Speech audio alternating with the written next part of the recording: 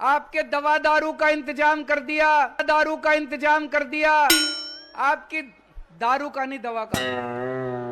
वो एक आदमी खुश हो गया बड़ा। झुग्गियों के अंदर एक आदमी रहता है तो मजबूरी में रहता है, पैसे नहीं है बेचारे के पास। पैसे होते तो ग्रेटर कैलाश में बंगला ले लेता है एक आदमी। झुग्गी में रहते हैं, मजबूरी में ही रहते हैं ना, गरीबी में रहते हैं। हर आदमी की इच्छा होती है मेरा भी एक सुंदर सा घर हो।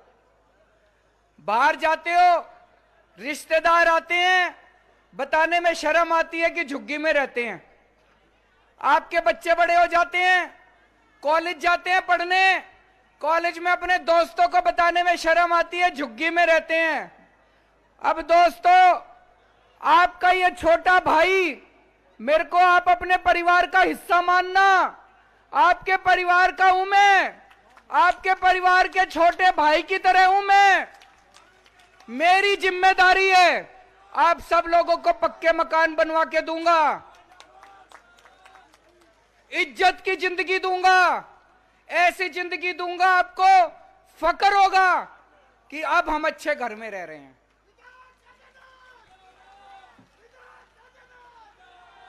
हम लोगों ने 5,000 लोगों को शिफ्ट कर दिया। पटपड़गंज में झुग्गियां थी और भी कई इलाकों में झुग्गियां थी, उन लोगों को पक्के मकान दे दिए। भाई साहब, आपको देखना था जब उनकी चाबियां हमने उनके हाथ में दी। जैसे आज मैंने सर्टिफिकेट दिए हैं ना, ऐसे ही प्रोग्राम करके हमने उनके फ्लैट की चाबी उनके हाथ में दी थी। भाई साहब, उनकी आंखों में आंसू थे, खुशी के आंसू थे उनकी आंखों में। उन्होंने कहा जी इतनी इज्जत आज तक कभी किसी ने नहीं दी हमको। वो खुद अपनी अपनी झुग्गियां तोड़ के अपने फ्लैट के अंदर गए हैं। उसके बाद मैं उनसे मिलने गया 2 महीने बाद। मैंने कहा सब ठीक ठाक है, कोई दिक्कत तो नहीं हो रही नए फ्लैट के अंदर, पानी ठीक आ रहा है, कोई किसी तरह की परेशानी तो नहीं हो रही, सब खुश हैं भाई साहब अब फ्लैट के अंदर। उनको इज्जत की जिंदगी मिली है, आप लोगों को भी इज्जत की जिंदगी देंगे। तो ये जो सर्टिफिकेट मिल रहे हैं, पहली चीज तो ये कि अब कोई माइका ला के आपकी झुग्गी नहीं तोड़ेगा। दूसरी चीज, आप लोगों को पक्के मकान बना के देंगे। जब पक्के मकान बन जाए, खुद आप अपनी झुग्गी तोड़ के जाना, कोई और दूसरा आपकी झुग्गी नहीं तोड़ेगा।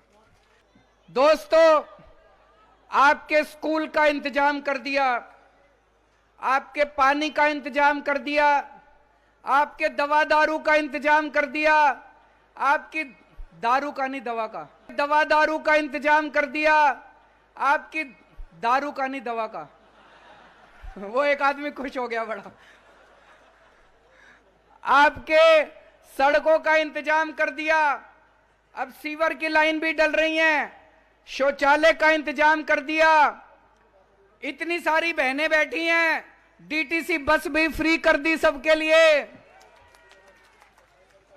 मेरे को एक अम्मा मिली, बड़ी खुश थी, बोली बेटा मैं कालका जी मंदिर देख के आई, कुतुब मीनार देख के आई, फलाना मंदिर देख के आई, ढिमका मंदिर देख के आई। अब औरतें खूब खुश है, खूब घूम रही हैं बसों के अंदर, खूब घूम रही हैं बसों के अंदर। आपको तीर्थ यात्रा पे भी लेके जा रहे हैं। जो बुजुर्ग तीर्थ यात्रा पे नहीं गए हो, जरूर अपना नाम लिखवाना, अपने एमएलए को बता देना, आपको फ्री में तीर्थ यात्रा का भी इंतजाम कर दिया। तो दोस्तों, दिल्ली के विकास की ये गाड़ी जो है, ये बहुत तेजी से चल चुकी है। अब इसको रुकने नहीं देना, 100 की स्पीड पे चल रही है। आने वाले चुनाव में ऐसा धक्का मारना कि 200 की स्पीड से दिल्ली चल पड़े। दोस्तों, राजनीति में आने से पहले, पार्टी बनाने से पहले, मुख्यमंत्री बनने से पहले मैं दिल्ली की झुग्गियों में काम किया करता था, एक एनजीओ में। सीमापुरी सुंदर नगरी नाम सुना होगा आप लोगों ने। सुंदर नगरी की झुग्गियों में मैं काम किया करता था। कई महीने मैं खुद झुग्गियों में रहा हूं। एक झुग्गी वाले को क्या तकलीफ होती है मैं समझता हूं। किस तरह से झुग्गी वालों के सर पे तलवार लटकती रहती है, उनको ये डर बना रहता है कि पता नहीं कब आएंगे और हमारी झुग्गी तोड़ देंगे। लगता है ना डर हमेशा। उनको ये लगता रहता है पता नहीं कब डीडीए वाले आएंगे, कब सरकारी अफसर आएंगे, बुलडोजर लेके आएंगे, हमारी झुग्गियां तोड़ देंगे। जब मैं झुग्गियों में काम किया करता था, समाज सेवी संस्था के जरिए, एनजीओ के जरिए, कई बार मैं खुद बुलडोजर के सामने लेटा हूं झुग्गी वालों को बचाने के लिए।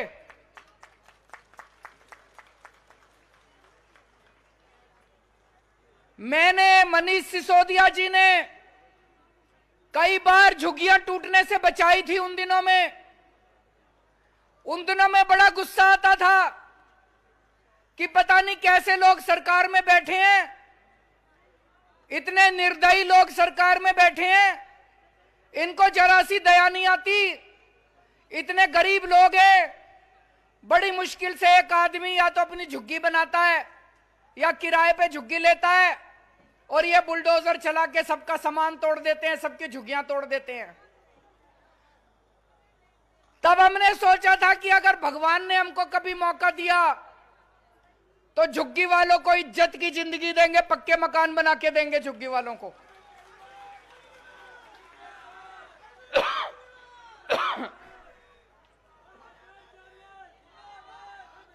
हमें क्या पता था आज से 10 साल पहले कोई जानता भी नहीं था केजरीवाल कौन है। छोटा सा आदमी हूं, झुग्गी बस्तियों में काम किया करता था। ये तो पता नहीं कैसे ऊपर वाले की कृपा हुई, आप लोगों की कृपा हुई, और एकदम से इतनी बड़ी कुर्सी पे बिठा दिया, इतनी बड़ी जिम्मेदारी दे दी आप लोगों ने मेरे को।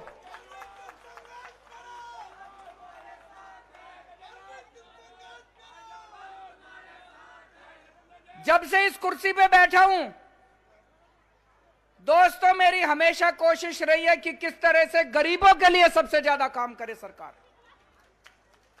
आज हमारी सरकार ने, मैं पूछना चाहता हूं, 70 साल में कोई एक ऐसी सरकार आई हो, पूरे देश में कोई सरकार आई हो जिसने झुग्गी वालों के लिए काम करा हो? जितनी सरकारें आई, चाहे वो इस पार्टी की हो चाहे वो उस पार्टी की हो, वोट लेने झुग्गी वालों के पास आते हैं और जीतने के बाद बुलडोजर भेजते हैं झुग्गियां तोड़ने के लिए। पहली बार एक सरकार आई है पिछले 5 साल के अंदर, जहां ये झुग्गी तोड़ने, दिल्ली सरकार की तो कोई झुग्गी नहीं तोड़ने दी, केंद्र सरकार वाले भी जहां झुग्गी तोड़ने पहुंचे, मैं मुख्यमंत्री होते हुए भी बुलडोजर के सामने खड़ा हो गया। मैंने कहा मजाल जो तुम झुग्गी तोड़ोगे। पहली बार एक सरकार आई है जिसने गरीबों के बच्चों को अच्छी शिक्षा देने का काम करा है। आज तक कोई सरकार आई थी जिसने सरकारी स्कूल ठीक करे? पहली बार एक सरकार आई है जो गरीबों के बच्चों को अच्छी शिक्षा दे रही है। पहली बार एक सरकार आई है जो आपके परिवार का अच्छा इलाज कराने की कोशिश कर रही है। आपके लिए मोहल्ला क्लिनिक बना रहे हैं, पूरी दिल्ली के अंदर अस्पताल बना रहे हैं, अस्पतालों में सारा इलाज मुफ्त कर दिया। पहली बार सरकार आई है जो झुग्गियों के अंदर सड़क और गलियां बना रही है। पहली बार सरकार आई है जो झुग्गी वालों को पानी पिला रही है। पहली बार सरकार आई है जो झुग्गी वालों को फ्री में बिजली दे रही है। और अब दोस्तों, आपकी एक ही ख्वाहिश बची थी। मेरे को पता है झुग्गियों के अंदर एक आदमी रहता है तो मजबूरी में रहता है, पैसे नहीं है बेचारे के पास। पैसे होते तो ग्रेटर कैलाश में बंगला ले लेता है एक आदमी। झुग्गी में रहते हैं, मजबूरी में ही रहते हैं ना, गरीबी में रहते हैं। हर आदमी की इच्छा होती है मेरा भी एक सुंदर सा घर हो। बाहर जाते हो, रिश्तेदार आते हैं, बताने में शर्म आती है कि झुग्गी में रहते हैं। आपके बच्चे बड़े हो जाते हैं, कॉलेज जाते हैं पढ़ने, कॉलेज में अपने दोस्तों को बताने में शर्म आती है झुग्गी में रहते हैं। अब दोस्तों, आपका ये छोटा भाई मेरे को आप अपने परिवार का हिस्सा मानना। आपके परिवार का हूं मैं, आपके परिवार के छोटे भाई की तरह हूं मैं। मेरी जिम्मेदारी है, आप सब लोगों को पक्के मकान बनवा के दूंगा, इज्जत की जिंदगी दूंगा, ऐसी जिंदगी दूंगा आपको फक्र होगा कि अब हम अच्छे घर में रह रहे हैं।